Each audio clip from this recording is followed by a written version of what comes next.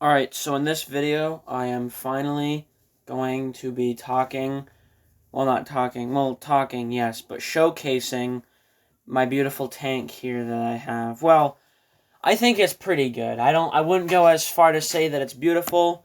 I don't put together a lot of vehicles. I do mostly figures because, 15 figures equal one vehicle. So, size-wise. So, I can, display a lot more figures than I can vehicles, but I have this, and then I have a helicopter that I might be making a video on, but I'm not sure. The assembly process has been kind of rocky, so it's going to depend on how that goes. But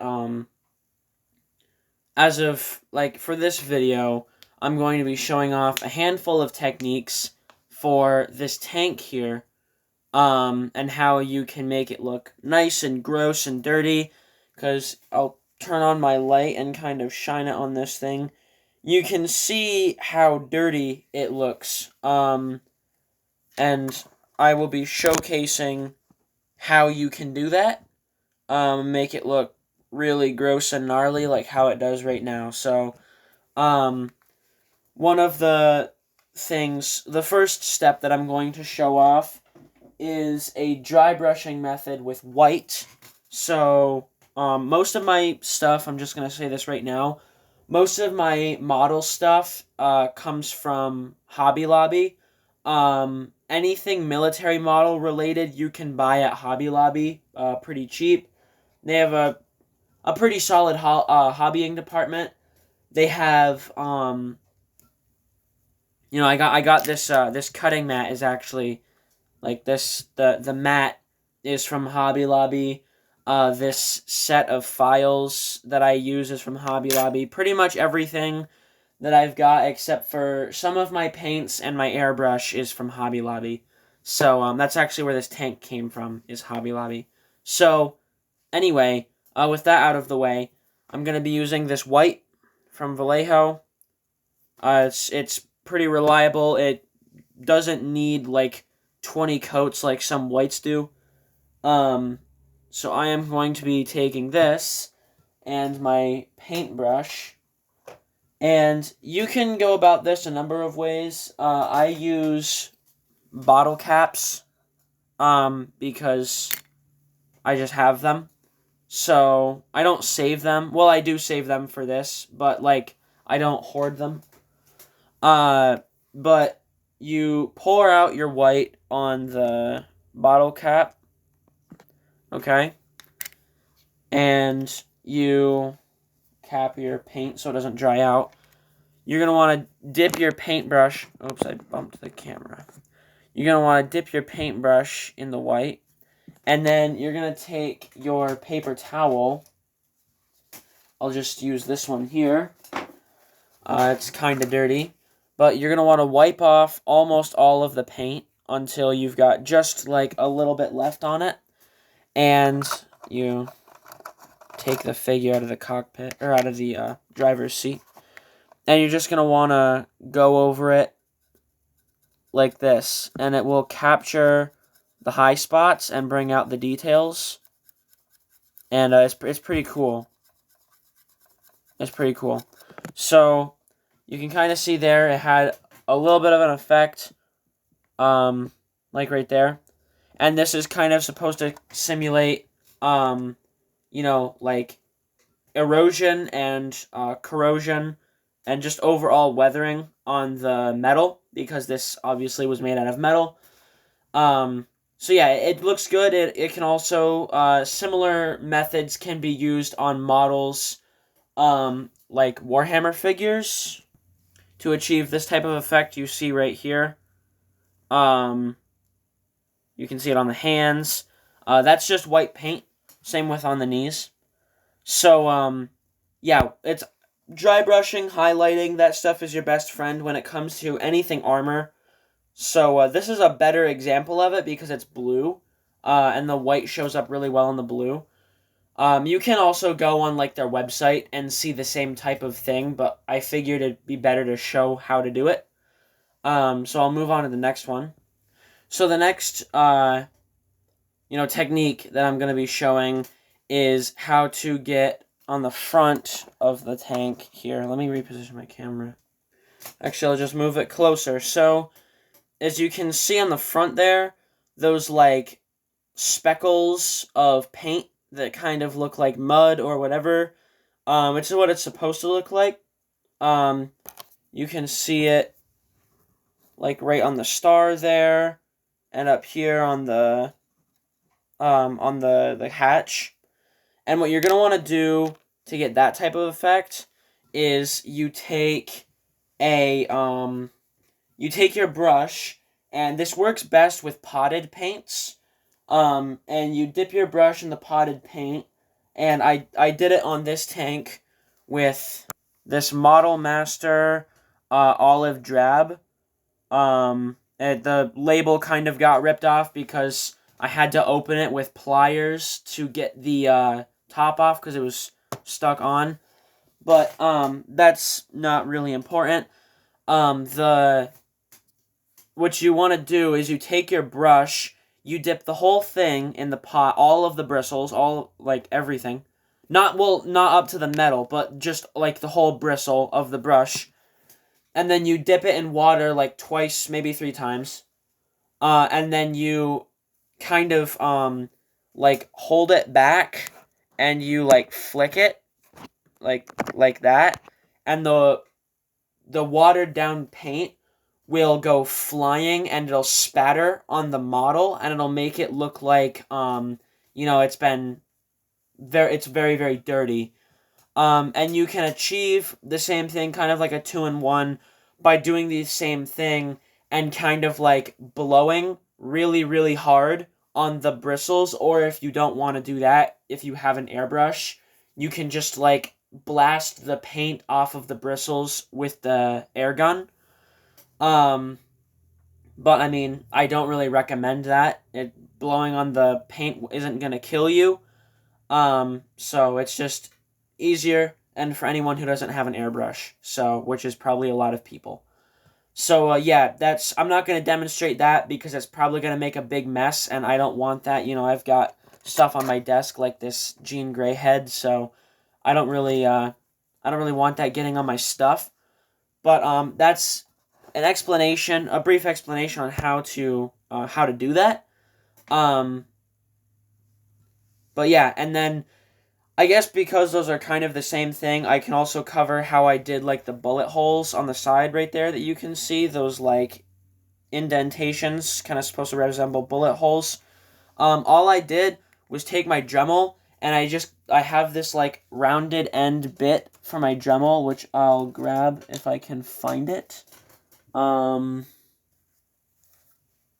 I found it. So this is the bit that I use. It's just like the circular, it's like the oval or the spherical, like, grinding bit. It's kind of threaded. I don't know how well that's gonna show up, but maybe you can kind of see that. Let me get the camera to focus on that. I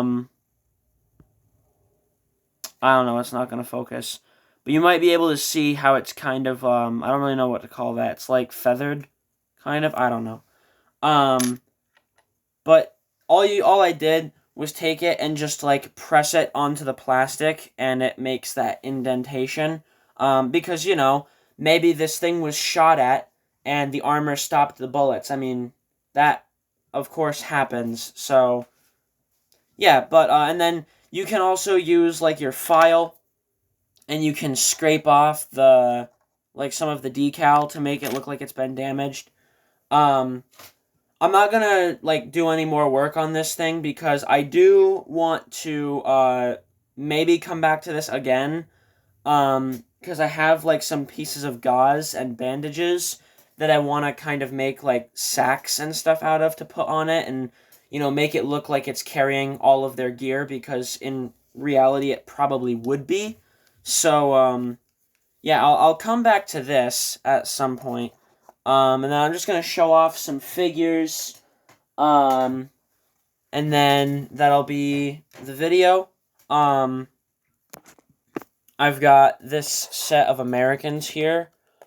These are from 2 different sets. Well, actually, I have these Americans. So, the guys on the right there, those are from the tank that I just showed off. They came with it. The one on the left is the operator or the commander. The one in the middle is just a dude with a machine gun. And the one on the right is just a dude with a rifle. They're pretty much the same figure. They have very, very similar sculpts. I think their torsos are the same. And they came with, like, the same gear. They're just in slightly different poses. And then the two on the left came from a Sherman from Tamiya that I just have the sprue of figures here. I took the two figures were in the middle, but they're part of a mortar team. So this guy here, right there, is like muffling his ears. And I actually, hang on, let me actually get these guys, get them up on the, the pill bottles so you can see them better. I actually made the strap for his weapon, out of, like, this tie that came on, like, a box of chocolates or something, I don't know. It's this thing right here. I just kind of cut it up and used it as the strap. But I think this guy came out really well. He's probably one of my favorite, like, military miniatures that I've painted. And you can see on his shirt I use a little bit of that tactic as well, because I kind of figured, the mortar, like, they're a mortar crew, there's probably a lot of explosions around them, or I don't know anything about a mortar, in case you couldn't tell, I haven't been in the army before, so, I don't know, but I was thinking, like, maybe if the mortar, when it fired, kind of launched out, like, gunpowder, or if it had, like, backfire or anything. So, I kind of put a little bit of weathering on his coat. But yeah, so that's him. I think he looks pretty good. All of these figures have to be matte varnished so the paint doesn't wipe off, but until I do that, that's all that's going to be done with him. Then we've got the loader. Actually, raise up the camera a little bit. I actually just finished this guy today. I wasn't recording when I did it. I probably should have been. That's my bad. But the lighting in my room isn't the best. Everything looks a little bit yellower than it is. But, that's why I have my headlamp. But, I should probably get some LED lighting. But, something I do with my figures is I put, like, a swipe of skin tone. So for him, I'll give the palette guide. I used the MSP tanned skin. This is by Reaper. I used this olive drab here from Model Master. I used this Reaper brown. I think this is just called, like, Muddy Brown. Yeah, Muddy Brown. And then, I used a little bit of... I used the same colors on this guy and the ear covering guy. I used a little bit of dark green from Model Master, which is this one. There's the name and, the number and all that crap. And then... the last two paints that I used are the Tamiya Khaki. This guy's my best friend in painting the coats. And then for the wash, I use the same wash for everything. It's the only one that I have, is the Flesh Wash from Army Painter. So, yeah, that's only 6 colors that I used on this guy. And he looks like this. Oh, wait, I only used 6 on him, but I will, for the detailing, like the tiny detailing, be using the, Vallejo model color, I think it's just called Steel, Natural Steel. So there's that. I'll try and focus on the words there. So, 7 colors for this guy, 6 or 7, So, yeah, and then, the face looks like really, really burned. I don't actually know if that's just the lighting or...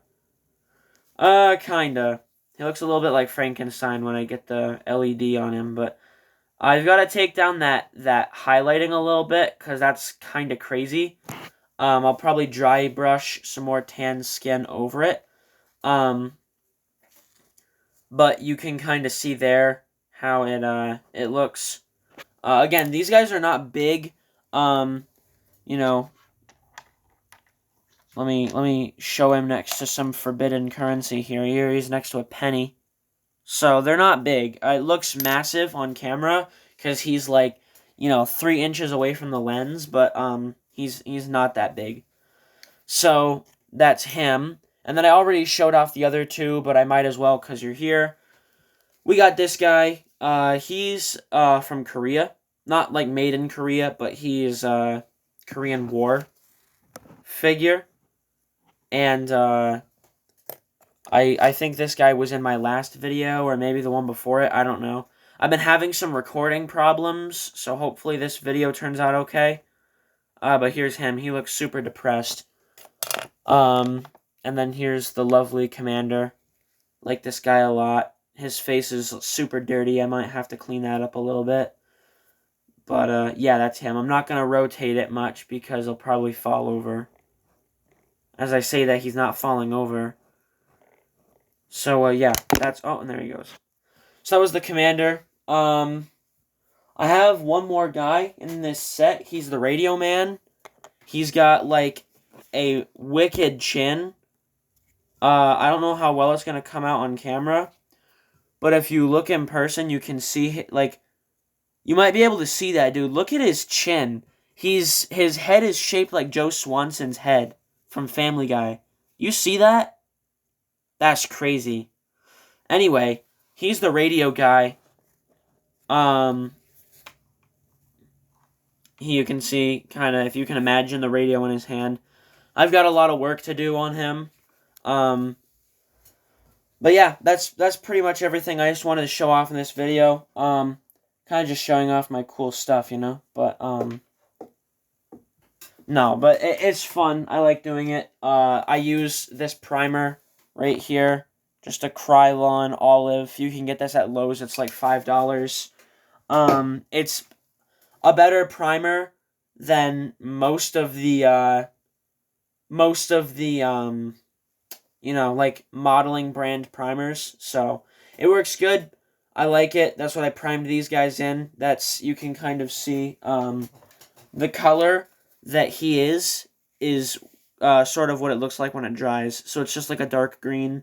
It looks similar to the cap, So yeah, but that's it. I'll hopefully get another video out soon if this one works. If it doesn't, then I don't know what I'm gonna do. That's about it. So yeah.